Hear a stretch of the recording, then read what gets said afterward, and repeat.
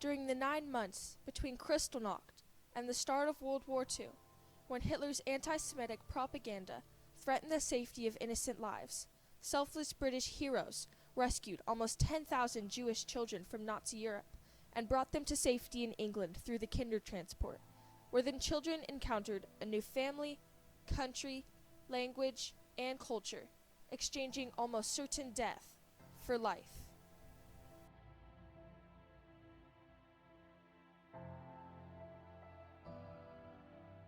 Kids started to torment me. They would snatch my books and my hat and my whatever and throw it in the gutter and stomp on it, and I couldn't understand what was happening. All he wanted to do was to play a game, and his idea of a game was to bully a Jew.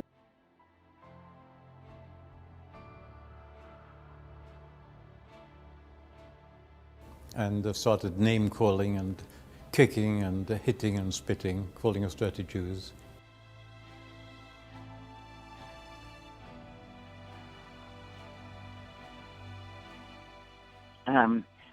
During Kristallnacht, they also came into our house, and they started just systematically destroying everything.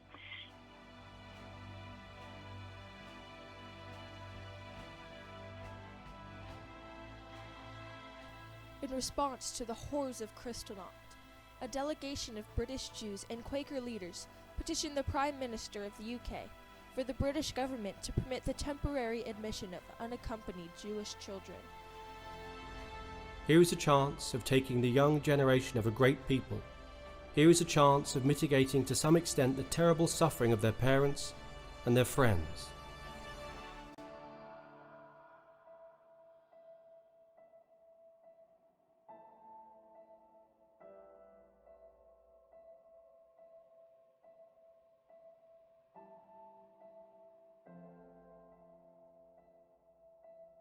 A BBC radio broadcast was transmitted in England asking for foster homes for Jewish refugee children.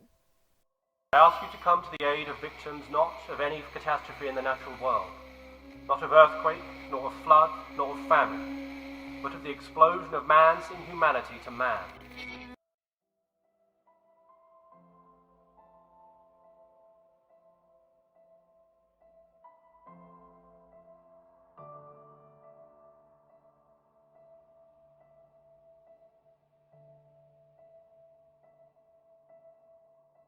My parents decided that I had to leave. So they applied to the Kindertransport and actually got a sponsor of a girls' high school in England, a private high school in England. And they sponsored me. And so in June of 1939, I left. There was only one parent allowed to go with the children, with each child. So my father took me. I got on the train, and he said, we'll see you really soon. We're right behind you. But somehow I knew that wasn't going to happen. And so when, as the train pulled out, I could see my father in the distance, and he was crying. I'd never seen my father cry before. It was really sad.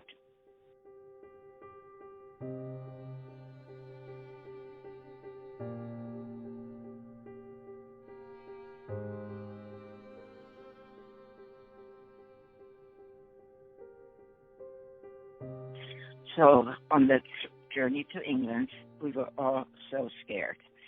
Most of us were by ourselves. There were a few babies on the train by themselves, and the older children, like I was 13 years old, we looked after the babies. We held them and we tried to feed them and rock them, and they were just crying all the time. We crossed the border into Holland, and kids started singing because all of a sudden we knew we were free.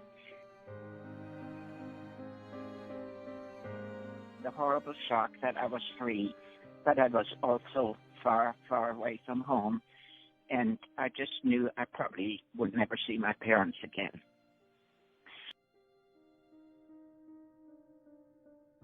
From Dover, we got on a train and we went to London. And in London, we all got off the train, and we were herded into a big hall. And I was one of the lucky ones because I had been sponsored already. And the way it worked, it was a girls' high school, a private girls' high school, and they had different sets of parents who were willing to take me in. The majority of the children did not have anybody to meet them of their family, so I was quite lucky.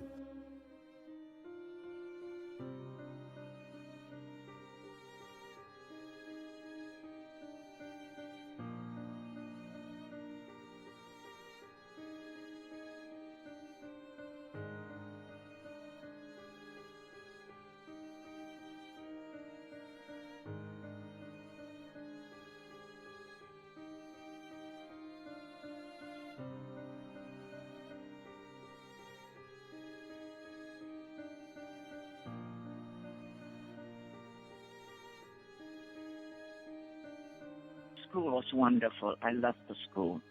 I used to think of ways of hiding in the school on Friday afternoon so I wouldn't have to go back to this family for the weekend, but I could never figure out how to do it.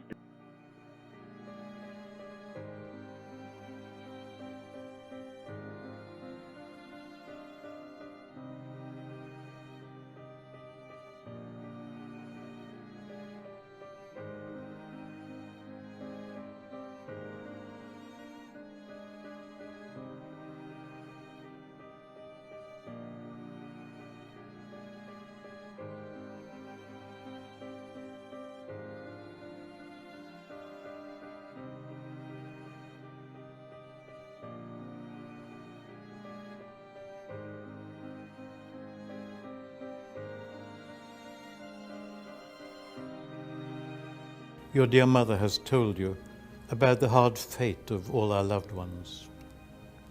We too will not be spared, and we will go bravely into the unknown with the hope that we shall yet see you again when God wills. Don't forget us, and be good. I too thank all the good people who have accepted you so nobly.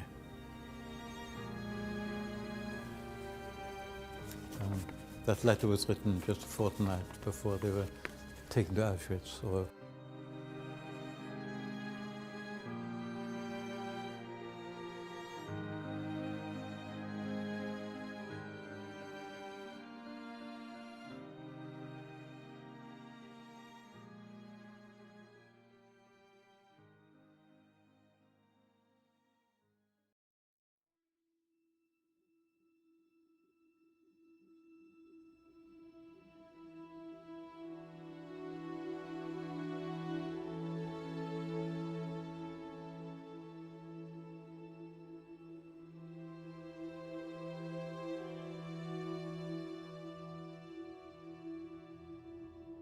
Some people have challenged the common belief that England did everything they could have done. Professor Tony Kushner said the only reason the parents could not accompany their children was because the British government refused to grant them visas. But Kindertransport child Ruth Jacobs says, "I have the greatest admiration for England and the English people. They were the only country that took us in when nobody else would." Whoever saves one life saves the world entire.